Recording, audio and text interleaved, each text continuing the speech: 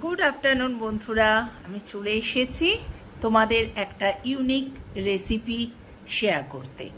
জানি অবশ্য তোমরা দেখবে না, তোমরা দেখো না ব্লগগুলো, এত কষ্ট করে আমরা দিই। যাই হোক, তবু আমার মনে হলো ছোট্ট একটা শর্টস ভিডিও তোমাদের সাথে শেয়ার করি, তোমরা দেখো। হ্যাঁ, যার জন্য আমি ক্যামেরা অন করেছি সেটা হলো, আমি প্রথমে দই মাংস যেটা মাখিয়েছি, দই চিকেন যেটা, সেটা আমি তোমাদের বলে দিচ্ছি।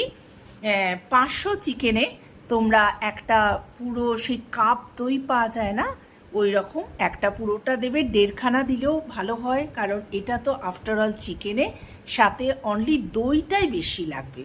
আর তার সাথে মাখিয়েছি আমি লঙ্কা গুঁড়ো, সামান্য নুন, চিনি, গোলমরিচ গুঁড়ো আর আদা রসুনের পেস্ট, এইটা মাখিয়ে রেখেছি। তারপর দেখো ওভার টু দই চিকেন, দেখে জানাবে। হ্যাঁ।